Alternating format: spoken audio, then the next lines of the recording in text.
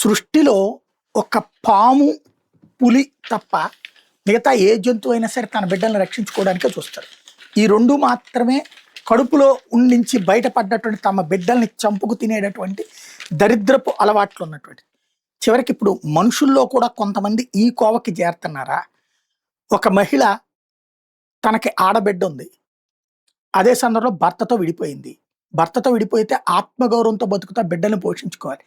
కానీ ఇంకొక మగాడి జీవితంలోకి ప్రవేశించడం.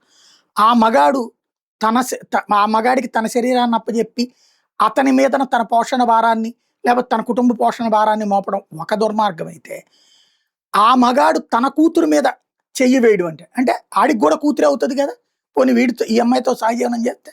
కానీ తన కూతురు మీద చెయ్యేస్తుంటే ఆ చెయ్యి వేయడాన్ని సమర్థిస్తూ అనువుగా ఉండు అని చెప్పడం ఎంత నీచాతి నీచం. అట్లాంటి సంఘటన ఇప్పుడు గుంటూరు జిల్లాలో చోటు చేసుకుంది. తల్లితో శారీరక సంబంధం పెట్టుకున్న యువకుడు ఆమె కుమార్తె మీద కన్నేసినప్పటికీ తల్లి నివారించకపోగా కుమార్తె ఫిర్యాదు చేసినా కూడా సహకరించాలంటూ ప్రోత్సహించేందుకు ప్రయత్నించిన ఘటన సత్తెనపల్లిలో చోటు చేసుకుంది. శివాజీనగర్లో అపార్ట్మెంట్లో నివసిస్తున్న సచివాలయ మహిళా ఉద్యోగికి కుమార్తె ఉంది, కుమారుడు ఉన్నాడు. పోనీ నీకేం చదువు రాంది కాదు, డబ్బులు లేనిది కాదు, జీతం కూడా చక్కగా వస్తుంది కదా, ఇంకెవరితోనో సంబంధం. ఆమె భర్తతో వివాదం కారణంగా 9 ఏళ్ల కిందటి విడాకులు తీసుకుంది. అప్పటి నుండి సత్తెనపల్లిలో నివసిస్తూ పట్టణానికి చెందిన అక్రమ రేషన్ వ్యాపారి తులసీకృష్ణతో వివాహేతర సంబంధం పెట్టుకుంది. అతడు నిత్యం ఆమె ఇంటికి వెళ్ళి వస్తుంటాడు. ఈ క్రమంలో ఆమె కుమార్తె మీద కూడా ఎక్కడ పడితే అక్కడ చేతులు వేస్తూ అసభ్యకరంగా ప్రవర్తిస్తుండడంతో ఆమె తల్లికి చెప్పి విలపించింది. అయినప్పటికీ తల్లి నివారించే ప్రయత్నం చేయకపోగా సహకరించాలంటూ ప్రోత్సహించే ప్రయత్నం చేయడంతో ఆమెకి ఏం చేయాలో అర్థం కాకుండా పోయింది. ఈ క్రమంలో పట్టణంలోని ప్రైవేట్ పాఠశాల 8వ తరగతి చదువుతున్న ఆ విద్యార్థిని బంధువు అయిన వృద్ధురాలు ఇటీవల శివాజీనగర్లోని మహిళా పోలీస్ తిరుమల లక్ష్మి దృష్టికి తీసుకురావడంతో వ్యవహారం బట్టబయలేదు.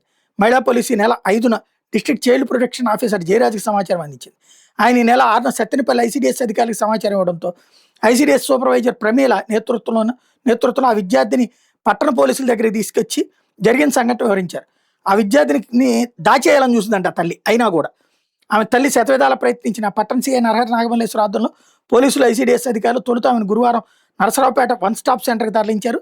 శుక్రవారం మంగళగిరిలోని 1 స్టాప్ సెంటర్కి తరలించారు. మైనర్ బాలిక పట్ల అసభ్యంగా ప్రవర్తించిన తులసీకృష్ణను పట్టణ పోలీసులు అదుపులో తీసుకున్నారు. ఫోక్సో కేసు నమోదు చేసి శుక్రవారం కోర్టులో హాజరుపరిస్తే న్యాయమూర్తి రిమాండ్ విధించడం సత్తెనపల్లి సబ్ జైలుకి పంపించారు. చివరికి తను పోనీ డబ్బులు లేక వాడు ఎవరి దగ్గర ఉందనుకుంటే అనుకోవచ్చు, చక్కగా ఉద్యోగం చేస్తూ జీతం సంపాదించుకుంటూ పోనీ తన వ్యక్తిగత లైంగిక సంబంధాల కోసం ఏమన్నా ఉందనుకుంటే మళ్ళీ తన కుమార్తెను కూడా చేయి వేయడానికి ప్రోత్సహించిందంటే నిజంగా ఆవిడ ఎలాంటి తల్లు ఆలోచించాలి.